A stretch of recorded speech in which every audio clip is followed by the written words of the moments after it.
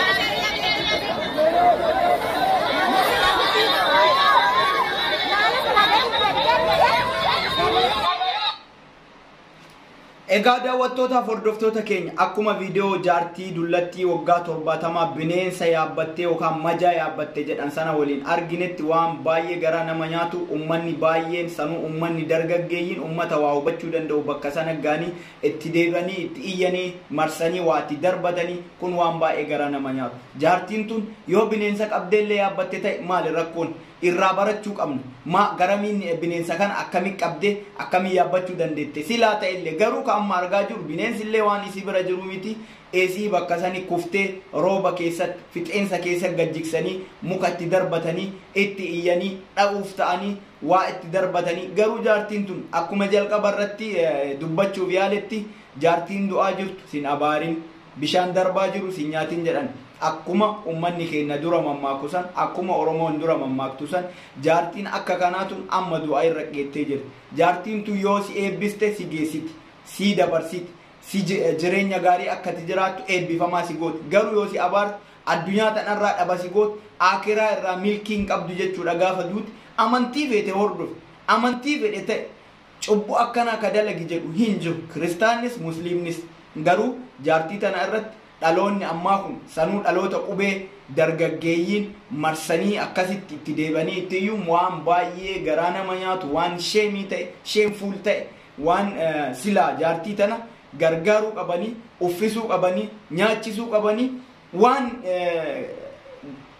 tola ooltummaa gaarii isaaf ooluu qaban isiif ooluu qaban bakka sanitti irra dacha'anii itti iyyanii jechoota gara garaa jechuudhaan si ajjeefna waan akkanaa si goonna jedhanii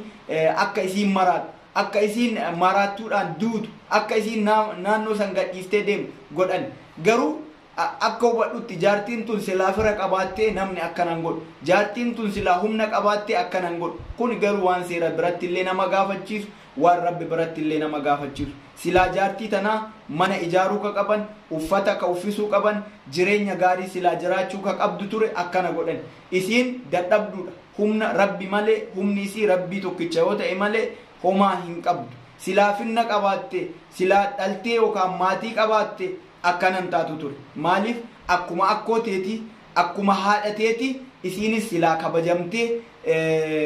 mana gaarii keessa nyaata gaarii uffata gaarii uffatamtee uffattee bakka amantii yookaan masgiidas haa ta'u beeta kiristaan ka deemuu dandeettudha. garuu waan akkanaa kana dargaggeessi umrii dargaggummaa keessa jiru jaartii tanatti akkana godhuun waan baay'ee saniyyuu dubartiin saniyyuu dargaggeeyyiin xixiqqoon ijoolleen amata 20-30 jidduu jiran silaa kawaa hubachuu danda'an silaa gocha akkanaa yoo dalagamu ka dhoorkuu danda'an isa waan akkanaa godhan garuu kun waan baay'ee garaa nama nyaatu waan baay'ee shameful ta'e waan rabbi biratti illee jibbamaa ta'e waan ilma namaa biratti illee jibbamaa ta'e waan silaa addunyaan biraa nama dhageette waan namatti gaddituudha silaa ummanni biraa nama arge ta'e waan hedduu nama gaddisiisu hedduu ummata keenyatti gaddanii hedduu ummata waan beenne nuun jedhanii ummata wallaalaa nuun jedhanii maaliif jennaan jaartiin tun nama waa beekuu miti dadhabduudha jaartii tana silaa ka kunuunsuu qaban yoo akkana godhanii addunyaan biraa nama arge yoo namni biraa nama dhagaye bakki ummanni biraa addunyaa biraa irraa nama dhagaye baay'ee kan namatti saalfatudha wallahi kun waan baay'ee qaanii ta'e waan akkanaa dalaguun ummata keenya barachuun qabu itti baratamuu qabu wanni akkanaatu yoo argamee jedhe jaartiin tun gojjamee haa taatu an gojjamee yeroo daa'imummaatti dhagaan guddadhe gojjamee jedhanii garuu gocha qabatamaatiin yeroo addunyaan akkana qabamte kan yeroo addunyaan saayikolojiidhaan qaroomaan waan hunda bakka yeroo silaa namni waa itti hubatu addunyaa akkasii sana keessa jiru yeroo qaroomne kanatti gocha akkanaa dalaguun waan akkanaa dalaguun kun salphina fafee akkanaa dalaguun nama salphisaa nama nulfeessu kabaja namatti nuru sheemii waan baay'ee garaa nama nyaatudha irra deddeebi'ee wanni an jechuu danda'u namni waan akkanaa dalaguu irraa of qusachuu qaba namni kenna waan gaarii dalaguu qaba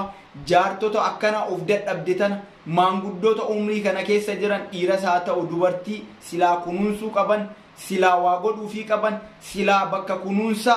maanguddootaa geessanii akka isiin kunuunfamtu akka isiin dawaa argattu akka isiin nyaattu akka isiin uffattu ka godhuu danda'a waan akkanaa godhuun itti deebanii iyyanii waan akkanaa mataa isii juu godhanii safara sanii dabarsuun waan baay'ee garaa nama nyaatu namuu akka hooni qaba tun akka hodha haati namaa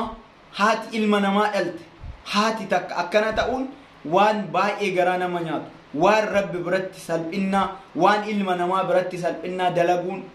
gaarii miti yoo ta'e yoo isiin bineensa kana ka qabdee leenjiftee waan dandeettii isaan yaabbattu qabaattee yoo isii irraa baratanii bineensa kana ittiin qotachuu yaabbachuu maal rakkoo qaba